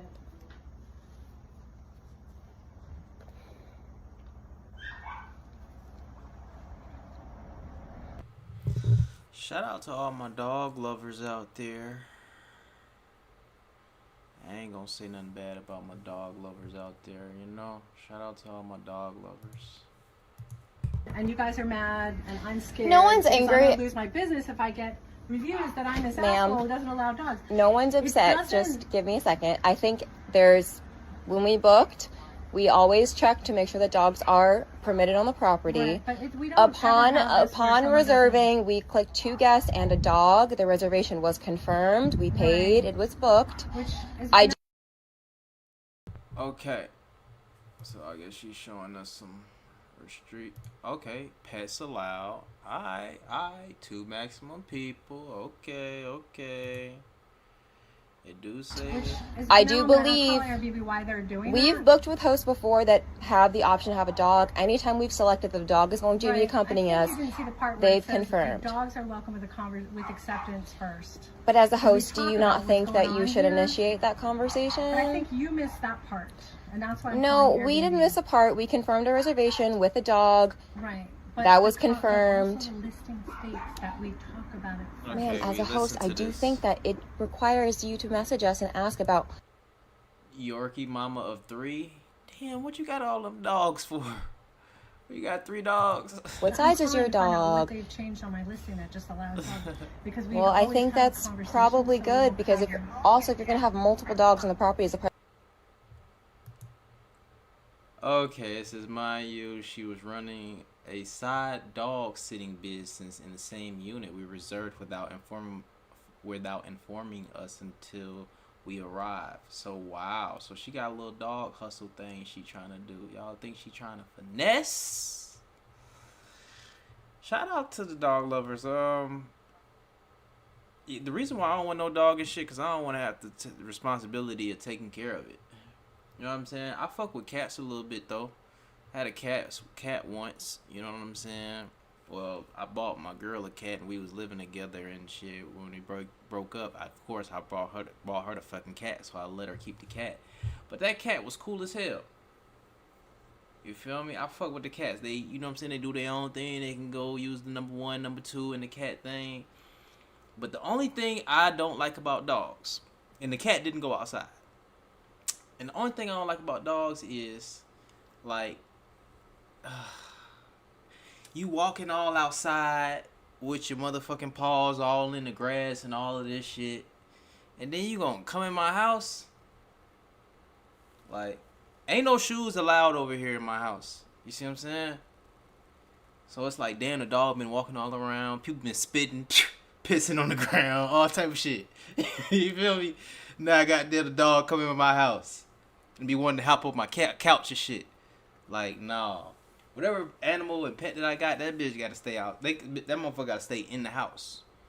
You see what I'm saying? We ain't about to be going out and taking germs and bringing the shit on in the house on my floor and shit. I hate when the maintenance man gotta come in this bitch. I mop the whole floor as soon as he leave. I'm that type of nigga. Cause I live in an apartment. You see what I'm saying? So when they gotta come in and do their little maintenance shit, as soon as they leave, I'm mopping. As soon as they walk out the door, the door, boom, I pull out the mop. You feel me? You said my dogs are outside dogs. I have 2 red-nosed pits. Okay, damn. Y'all love them. And then they stink too. Damn, they be all outside and they come in and they ass stink. Okay. I do have an update. We, long story short, did take a 5-hour drive back to Philly. But we didn't let it ruin our entire time. We did go out and we went to Newport Lobster Shack and got ice cream and took Tony on a cliff walk. Tony, our dog. We had a great time otherwise, but yes, that situation was extremely unfortunate. For those of you who are wondering what Tony looks like, this is him. Say hi, bud. Oh, that's a good looking dog. Look at my boy right there. He got the crab thing on his thing. Y'all see him? He fresh as hell. It's a little guy. Anyway, an update on the overall situation as well as our encounter with the Airbnb multiple customer support agents. And I'm gonna add, I'll probably clip it with like the stitches of the pictures from the support chat, and things like that, because we were on chat with them the entire time that we were there. I think we left her place, I don't remember, whatever time that last message was sent. We spent a couple hours there and then we ended up driving home. Airbnb, when we first called, when we first left her home, because after that video ended, we didn't speak to her again. We didn't go on Messenger and talk to her. We didn't continue communicating with her in any way, shape, or form. At this point, the hostility that she was giving towards us was just unwarranted. And so we were only going to communicate with Airbnb from that point on. Also, there's like some misconceptions in the comments about like, if you're a dog owner and you're staying somewhere, like, why would you not confirm your breed just in case? And one, we did. Also, two, I don't think over explanation is necessarily like warranted. If you say that your listing is dog friendly, I would assume that if I'm confirming a dog, it would be okay. But we did actually. Once we paid and we booked and we confirmed, we provided a description. We gave her Tony's name. He's about 19 to 20 pounds, a terrier mix, etc.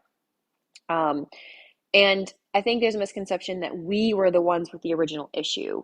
It wasn't an issue that there were dogs on the property. I mean, when I put in the message that, Man, when that dog go out a couple of times out and go piss or whatever in that grass and everything once or twice, man, that dog gonna come back in the house. That dog gonna stink. I'm trying to tell you. You said it depends on how you take care of them. I'm talking about when they going outside in the grass and shit. You know what I'm saying? my dog is not necessarily dog friendly, that's not synonymous with dog aggression. The first time they go to the grass and roll over on their back because they shit's itching and shit, that motherfucker stink now. Aggressive or reactive. He's not a reactive dog. He is a rescue who tends to get a little bit nervous and anxious around dogs he does not know. We live in Philly. We live in a building with multiple dogs. He's got dog friends here who are his neighbors. He's fine as long as he's acclimated accordingly. So if she was running, which she was, a dog daycare at the same time with multiple dogs sharing a unit with us, that's just something that I would have liked to know ahead of time, not 5 minutes to us pulling up to the listing, so that I could kind of think a little bit about how like we're going to introduce him into this space and keep him comfortable and calm throughout the whole thing. So again, my message in response to her saying she had a dog hustle was not hostile. I mean, it's in the last video. I'm still thanking her for the stay, looking forward to the stay. Do you have additional information as to whether the dogs are sharing the unit with us? Are they staying overnight? What's the situation? But it was still very calm and collected. And when we arrived, there was there was no like perceived tension, at least not from our end. What just kind of compounded the situation was when we arrived, we were told to go to the side door because that's where the keypad was with the code for us to enter and exit as we pleased. When we got there, there was like a double door. It was a main door and a screen door. She opened the main door. We said hello. We don't often, like if we stay in Airbnbs, we typically don't see the host, but again, that's fine. She opened the door and grabbed the handle like inside and just pulled it towards her. So we could not enter if we wanted to. Not that we would bum rush our way inside anyway. And the minute that we said hello, she didn't return any sort of greetings. She just started talking. Like she just started talking as almost to like cut us to the chase. And like she was like, well, you have a dog. Like, you didn't say you had a dog. You can't bring your dog here. I have dogs here. Like, no, you can't do this. And so my boyfriend and I kind of looked at each other like, did we miss something? And also like, oh, we're not staying here. Like, that's just not happening. And that's why I started recording, because the minute she said like, oh, well, you didn't say you had a dog. Most people don't bring their dogs, which was odd considering this is a dog friendly listing. I had to record because I know that's not true. I know we confirmed our dog, and not only did we confirm our dog, but we provided additional information about our dog. She kept moving the goalpost to try and make it seem like we weren't following the rules and regulations that were listed, which was not true, which is why I provided the Airbnb support with screenshots of her house manual, house rules, and listing details that are available for guests to view. If she had additional information that wasn't provided, that's not on me. I can't read your mind. I can't assume that there are additional things that are a concern. And if you have additional concerns, it's up to you as the host to reach out and confirm some things with me. I provided my dog's information and I confirmed the date of our stay. That's about all you're going to get from me unless you ask for more, in which case I would be happy to communicate.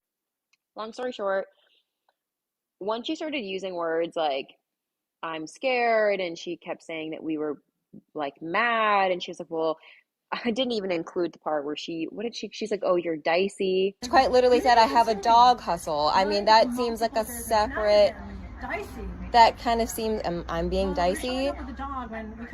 I showed up with a dog upon the reservation. That confirms 2 people with a dog. I mean, at this point, ma'am, it seems very unprofessional of you. Maybe you should figure that out. We'll be requesting a refund and we'll contact Airbnb. I hope you have a fantastic weekend. I hope. Once she said that, I was like, all right, I'm going to conclude this here.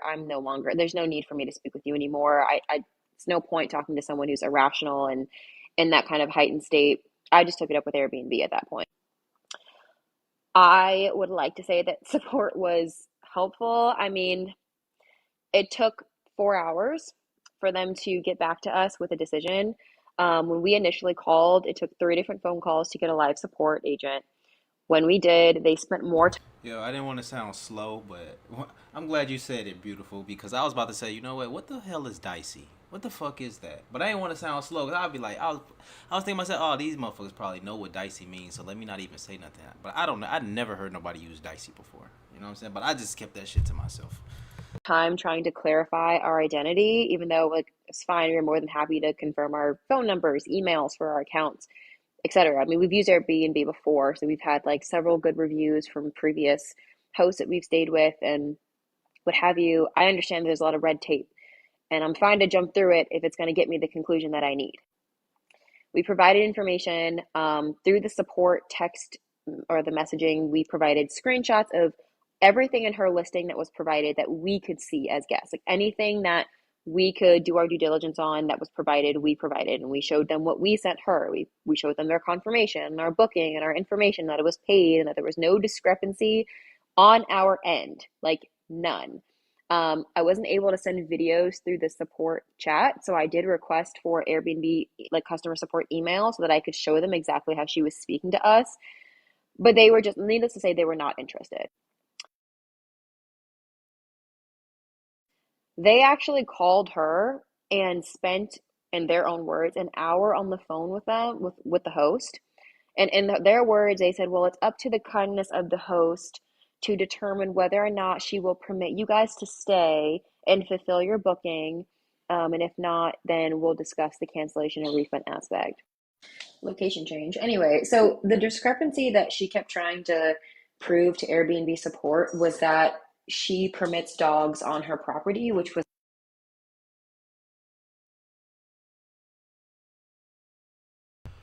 not the issue. Again, the issue was that she told us that we were not going to be staying there because we didn't initiate an extended conversation with her about the dog and I guess the fact that she was. Man, once I seen that the listing had pets allowed, there's nothing else for us to talk about, man. Have multiple dogs there, which is not something that's listed as a requirement. They're never in the listings, the house rules, manuals, listing description, did it state that guests are required to schedule a phone call with the host to discuss the extent of their stay regarding pets and their relation to other animals. And again, dogs on the property was not our concern. Our concern was that you made it seem as though we were misleading you and bringing an animal that was already booked through a reservation and descriptions provided beforehand on our side, which was done. Long story short, on our 5-hour drive back home, Airbnb gave us a call. They did give us a full refund because I was not letting this slide at all. They gave us a full refund, basically apologized, and they did confirm that we were correct, that the listing did not state that there was additional requirements that needed to be met on our end. Our reservation was booked and done correctly, and that they gave us a full refund that would be returned to our original payment method. They offered for us to explore other options for the stay. At that point, we were already like 2 hours into our 5-hour drive home. I mean, I maintained my composure at that point. I was like, look, I probably won't be booking with you guys again.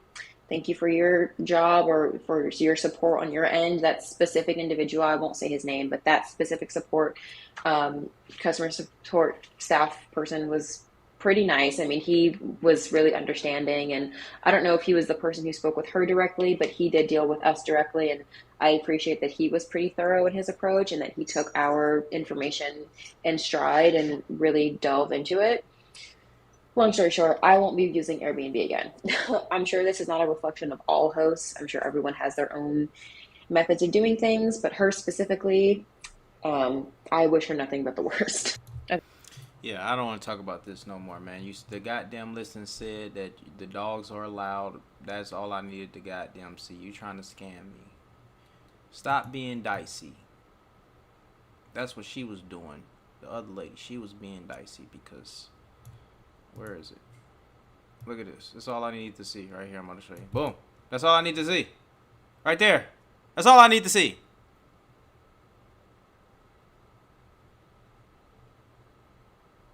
Y'all see that? Stop trying to goddamn scam people. Anyway, I ain't never booked with Airbnb before. Shout out to all my dog lovers, man. Yeah. Shout out to y'all. Y'all gonna look at. The only reason why I don't want no dog and shit or nothing is because, like, damn, what if I just wanted to go and leave somewhere right now? I gotta worry about where the fuck I'm gonna keep my dog at and try to get a dog sitter and shit. Man, I don't feel like that shit. I want to go to Miami today, tonight. You know what I'm saying? So that's another reason I like my freedom and shit. I don't want to be taking care of nothing. You feel me? Anyway.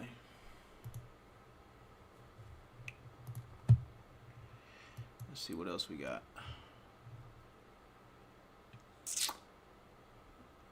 This looks like a good one.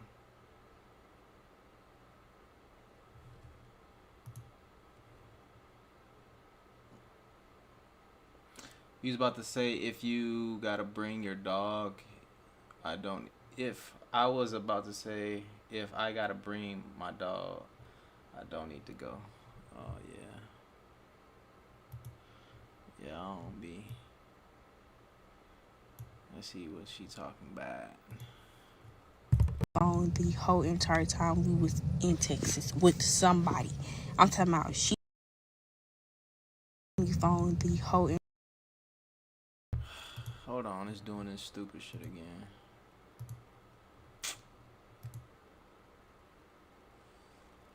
Oh. Story Here we go. time I had one trip ruined a 7-year friendship. Okay, so it was 4 of us going, me, Kelsey, Tosh, and we're gonna call her Joke. Okay, so we was all supposed to go to Texas, so we all slept at Joke house. And I want to say that she kept me up all night, and I want to keep y'all in mind that she was on the phone the whole entire time we was in Texas with somebody. I'm talking about she didn't even spare a shit without her being on the fucking phone, okay? So we wake up early in the morning to start driving. So we're driving. We didn't get to Texas around 5 something that Friday. 5, like 6, I don't know. But then we freshened up and went go-karting. Everybody had a good time at go-karting. It was cool. Everybody had enjoyed themselves or whatever. And then that's when Saturday is where people started to show their colors. It's specifically Joke. And I'm not playing when I say she was on the phone the whole entire 3 days. That girl didn't spare a shit, a piss, a bath, nothing. That bitch woke up, phone, fell asleep, phone, breathe, phone. I'm talking about that girl was on the phone with somebody the whole entire time. Different people. All day, every day. Story time of how one trip ruined a 7-year friendship. She woke us up and said we're going to do brunch, mall, Six City, and the club. So at this point, we're getting ready for brunch. So when we get to brunch was cool. We leave brunch, go home, change to go to the mall. We go to the mall, Texas Mall ain't got shit, so we left to go to Six City. The mall in Six City is like a 30-minute drive. So at this point, we're already at Six City, and it's not getting out the car, but everybody is. So we're like, why are you not getting out the car? She gonna tell us that she is broke and she don't have no money. And at this point, we all irritated because just like you had all day to tell us that you didn't have no money for Six City. No, we're not going to do nothing without you. Like, you just wasted our time coming up here. So we get irritated. We leave her in the car because she wasn't leaving out that car no matter how many times we tried to beg her anyway. So we started walking the trip and talking about how dumb that shit was. And I do want to mention that they all took an edible, but Taj told her to like take a little edible and give it to Kelsey, but she decided to take a full-on big-ass mystery edible. So when she took that bitch was out of there. But we get back in the car, and I'm like, I'm not finna sit up here and wait into the club to do something, knowing that the club don't start until like 12 or 3 o'clock in the morning. So I'm like, I'm finna go find something for us to do before we go to the club. So I found Sandbox, and I'm like, oh y'all, let's do Sandbox. So I'm trying to engage people in the conversation. Kelsey is, everybody's engaging but her. She's sitting up here having a whole ass attitude, not talking, vaping and shit. And so Kelsey's trying to engage her in the conversation. She's not listening. She's actually ignoring everybody. So it's like, we ended up getting home. She knocked the fuck out, and I told them like they really want to do it, I'll wake them up at a certain time so we can go to Sandbox. So I wake Taj and Kelsey up. They getting ready, and Sandbox is not cheap. That's like $6. And in my mind, she said she was broke. So if you can't afford $15, you sure can't afford $60. And you don't want people to pay for you. So like, baby, you just asked out. But we didn't want to leave her in the house without her knowing that we finna leave. So I tried to wake her up because I was already dressed before her day was dressed. So I'm trying to attempt to wake this bitch up. I start shoving this bitch, singing in her ear, hello, joke. So I'm trying to wake her ass up. She not waking up. I'm scared. I'm thinking this bitch done OD'd. So I'm sitting up here looking at her motherfucking chest movements and shit. Okay, that bitch still alive. And then I was like, okay, Taj, it's your turn to try to wake her up, or it's y'all turn to try to put a temp in and wake this girl up to tell her that we finna leave. But we was on a time crunch because you have to get there 15 minutes before. So when they tried, we left, and we had a good time. We come back home. This bitch gonna wake me up at 12 o'clock in the motherfucking morning talking about something. Y'all really left me. I'm half awake. I'm like, bitch, how the fuck did you know we left you? And this shit getting too. He said, if you ain't got no money, stay home. Hey, listen. The motherfuckers with no money be wanting to do everything. I don't understand how y'all do it. I don't be wanting to do shit when I ain't got no money. I don't want to do a motherfucking thing. Nigga be around this bitch with an attitude. You feel me? Motherfuckers still be wanting to go out, have fun, go out the country and all this shit, and you broke as fuck.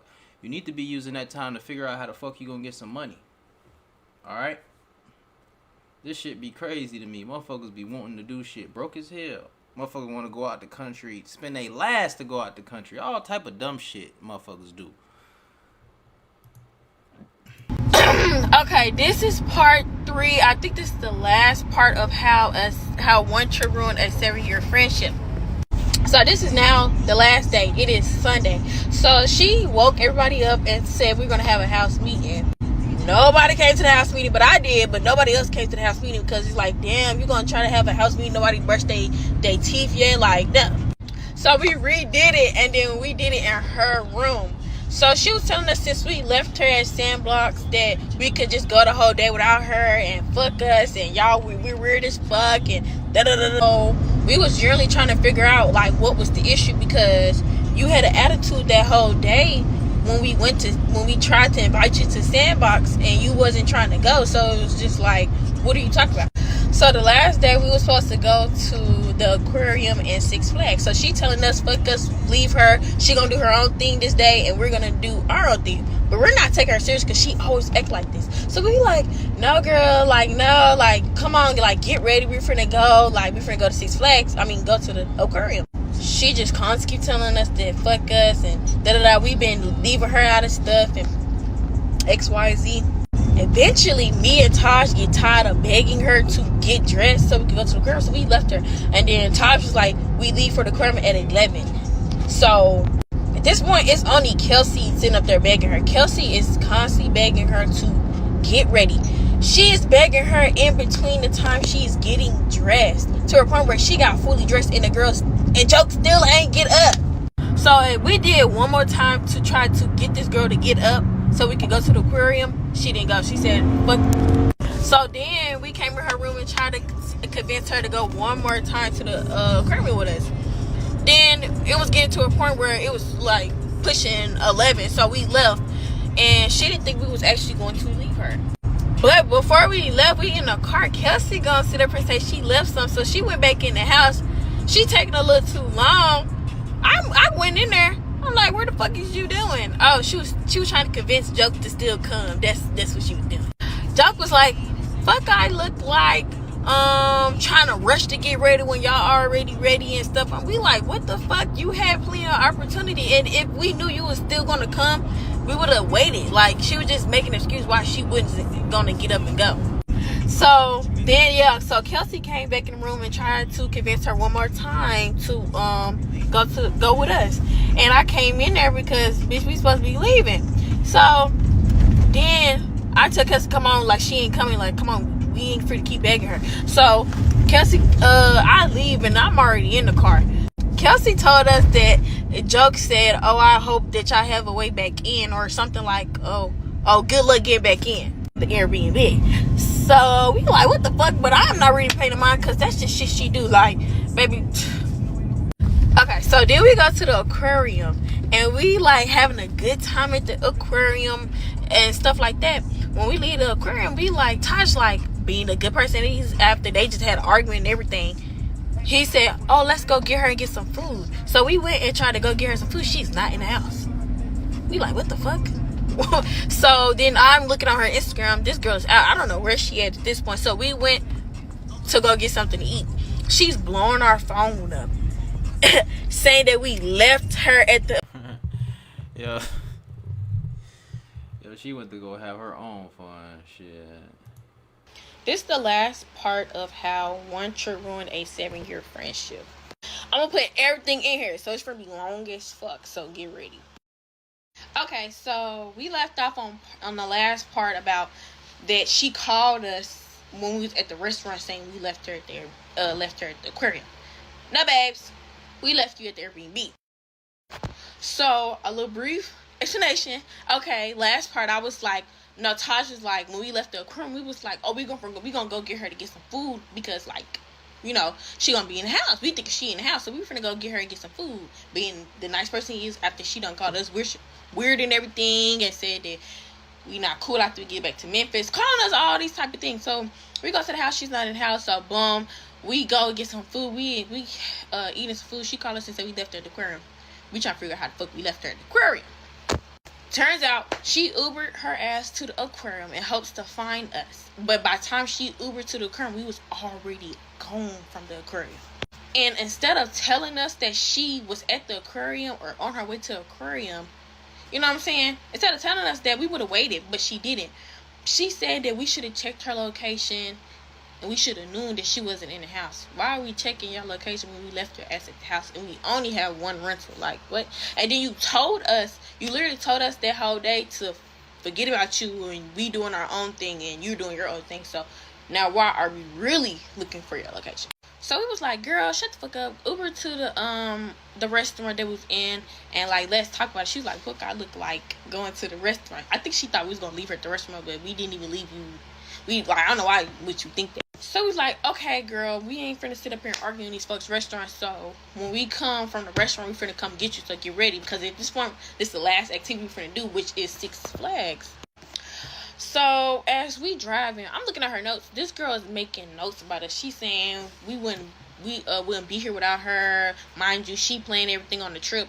Now let me mind y'all. Half of that shit on that list we was supposed to do, we did not do. We literally only did 1 or 2 things on the list that she made because either she forgot to book something or like she didn't do the right, like, I don't fucking. It's either she didn't book it or, you know, they was closed or whatever the case may be. Like, it nothing of what she did on the thing actually came true. The only thing we did was the go-karting that was on that list and fucking Six Flags. The aquarium was Taj's idea. So it's like, babe, we only did 2 things on your fucking list because the brunch place wasn't even the first option. The restaurant that you chose, we couldn't go to. So she making all these notes. We seen this as we picking her up. Mind y'all, in a couple parts ago, I was like, she threatened us about her locking us outside the house. Yes, she did that when we came and we picked her black ass up. We tried to pick her ass up. So when we tried to pick her up to go to Six Flags, she locked us out. Now the Airbnb has a code lock, but they also have a safety lock. She put the safety lock on. Mind you, she ain't never put the safety lock on before when we was all in the Airbnb. How ironic that you gonna put the safety lock on when we're on the way to get you after saying what you said about us. And at this point, we were knocking on that door. We done knocked on that door a good minute before she finally told us that she opened the door. Y'all, why the hell she gonna unlock the safety lock, run her ass upstairs, and then pretend like nothing ever happened? I'm trying to figure out how the fuck did she run upstairs so goddamn fast. She putting on lotion. Yeah, something wrong with this girl. I wouldn't be friends with her no more either. After this trip, it'll be a wrap. Yes. Why the fuck do you lock us outside, bitch? She like, I'm home by myself. Like, what are you talking about? Bitch! Yes, please. So then, like, I'm irritated because by the time we went and got her, I was advocating that we should leave her ass because, shit, Six Flags closes at 8, and if we get her, it's just gonna be wasting time because I ain't trying to ride every ride. And by the time we got there, it was fucking 5, so I was irritated. But before we got there, she in the Airbnb, she said she don't fuck with us, and after this trip, this is the last time we gonna be fucking with each other. She called us weird and stuff like that. And then she got in an argument with Taj. Taj is the driver, so it's like, he better than me. I would kick their ass out the goddamn fucking car. Bitch, no Six Flags for you. So then we end up going to Six Flags. We get there 5. Only 3 hours to have fun. I was irritated. She was walking slow as fuck. Because when we was at, and I just find it ironic that she was walking slow as hell. Because when we went to the goddamn mall, your ass was walking fast. You knew how to walk then. But now, because that's when you was fucking with us. Now that you don't fuck with us no more, your ass is walking like a damn fucking turtle. And I think that's ironic. And then she tried to say that we was leaving her at Six Flags. No, babes, you was walking slow on purpose because you was not walking like that in the mall. We was never had to stop to keep up with you. You know what I'm saying? Like, that never happened. How the fuck you gonna go to Six Flags and not want to ride no rides? This girl doesn't do rides, but we trying to include her and stuff, so we doing all these kitty ass rides, riding on teapots and shit, these 5th grader ass rides and shit. I'm trying to do the real shit, but that's the only thing she would get on, so we're getting on the rides that she's willing to get on so she can feel included. And then I'm like, hell no, I got to get on real rides. So we get on real rides. She's not doing the real rides. So yeah, we get home from Six Flags. We cook hot dogs and stuff like that. Everybody's distance. She started getting drunk with Kelsey. At this point, they drunk. I'm upstairs because I don't really mingle with fake shit. So it's like the only time they got me down there was food, baby. I'm easy when it comes to food. No shade. So I came down there easily. When food was ready, I came down there. Kelsey was trying to get Tosh to come downstairs and like have a little fun, because at this point, Joke was trying to make all of us be cool. It's just like, me and Tosh is not fake. Now, Kelsey, she was just being a mediator. She was being cool with her. It's like, I couldn't be cool with somebody called me weird and fake and da-da-da-da, call me all the names underneath the sun. It's just like, no. Tosh, like, no, he's not doing it. But I just got tempted by food. So, you know what I'm saying? Tosh only agreed to go down there if a conversation was had. So, the conversation that they had didn't go nowhere. Nothing got resolved. You know what I'm saying? It was just pointless. He went back upstairs. But it's just like, she tried to like be cool with us when she was drunk. It took you being drunk to have a conversation with us. That was quite odd. And I feel like I gotta mention, even though I mentioned the first, when this girl was on the phone 24/7. So if you have an issue with us, who you think that she told first? The people she was on the phone with. So you was been talking shit about us the whole entire time you was on the trip, because you was venting about us to other people. But we're fake and weird. Back to what I was saying though. Yeah, it took her being drunk for her to even get a conversation started, which got nowhere. And then it's like, we can't be friends. We can't fake it with you if you don't, been weird. So when I got done eating, I went back upstairs to get my Polaroid, took this bitch a picture so she could feel like included in something. I was just trying to include this bitch and shit. I don't really fuck with her because you done locked us outside. You done did hella weird shit that you saying that we are weird, but you did the most weird stuff. Then she come in my room, Kelsey come in my room and tell me, oh, Joke is on the floor outside. The fuck they gotta do with me? She was like, can you come get her and take her to the room? I can't, I'm drunk and high, I'm fucked up. I was like, get Taj, that's the nigga. I'm just a girl. She was like, no, you know, Taj don't fuck with her. Taj was not getting out that bed to go help her. No shade. So then I had to come out the bed and help her. So I'm like, okay. I go downstairs to help her. I was outside. This is 12 in the morning. I'm outside trying to get this girl up. She threw up. We had to stay outside a good minute. Kelsey Ben left me. I look back, that bitch is gone. But I'm like, I'm not finna leave her outside. She like, leave me here. It's okay. Just leave me outside. I'm like, girl, I'm not finna leave you out here in a whole state, dude. Like, no. So then I waited. I'm like, I can't stay out here forever. So I'm like, oh, it's a spider in you. She got the fuck up. We went in the house. She only made it to the stairs. I'm like, okay, that's fine. You can't make it up the stairs. It's cool. Do you want anything? She like, chili cheese hot dogs. I gave her water. I gave her a throw up bucket. I said, I'm putting your phone on the charger. And then, because at the end of the day, we may not be cool, but I'm not an evil person. And, you know what I'm saying? I'm a nice person, so I'm not going to just leave you out there. You know, no. I put her phone on the charger. I go to bed. I gave her a blanket. I go to bed. I wake up in the middle of the night to make sure she's either still on the stairs or in her bed. I see that she's back in the bed. I went back to sleep. And then we drove to Memphis. She's still on the phone. Baby. The next day, we in Memphis. This bitch called us saying she want to fight us and saying that we really went the whole trip without her and we really like excluded her from the trip. No. So I was like, what the hell? Like, and that's what happened, y'all. Alright, I think we can all agree that something was wrong with that girl. You feel me? Couple of things. If your ass broke, you stay your stupid ass at home, you don't need to be doing nothing. I personally don't think you need to do anything if you don't got no money. I don't think you need to have kids, nothing. I think you need to get your money right. You know what I'm saying? Get a good foundation, you know what I'm saying? So, me personally, But yeah, something definitely was wrong with this motherfucking girl. Y'all know the more people, like, I don't really be hanging around a lot of people. There's always dramas on these girls' trips that we be hearing in these story times. And that's just because I don't know what the fuck be going on with y'all. I ain't gonna lie. Like, the more people you hang out, the more personalities you gotta deal with. You know what I'm saying? The more people you gotta worry about telling your business to. And, you know what I'm saying? Just a lot of egos and everybody got different problems and shit. That's why I pretty much just stay to myself, you feel me? I think I told y'all this before, like, shit, a boring life is a peaceful life. I ain't got no problems. I don't get into it with niggas. You know what I'm saying? I ain't got no issues. You know what I'm saying? Like, it's peaceful, you feel me? But it do be boring sometimes, I ain't gonna lie. But, yeah, man. I don't know what's up with the friend, but yeah. I appreciate y'all for tuning in and rocking with me. What we did 2 hours today. I think that's good enough. You feel me? I appreciate y'all. I love y'all, and I'm gonna catch y'all tomorrow. You feel me? Make sure y'all subscribe to both Storytime channels. We Still Hustle Daily and We Still Hustle Daily 2. And those of you who are watching it on We Still Hustle Daily 2, I am going to make that live private, so you're going to have to come over here to We Still Hustle Daily and watch the live if you want to watch the replays, alright? They say I get the most peace when it's just me, for sure. You know what I'm saying? But, you know, y'all love them girl trips. Holy. Yeah, we've been in here 2 hours, but you'll be able to watch the replay right after this. You feel me? Remember, y'all on We Still Hustle Daily 2, I'm about to make that live private. So you're going to have to bring your ass on over here to We Still Hustle Daily. I appreciate y'all. It's your boy Ray, Big Play. I'm the greatest hustler y'all ever seen in y'all life. Y'all don't even know who y'all be looking at for real. I'm out of here.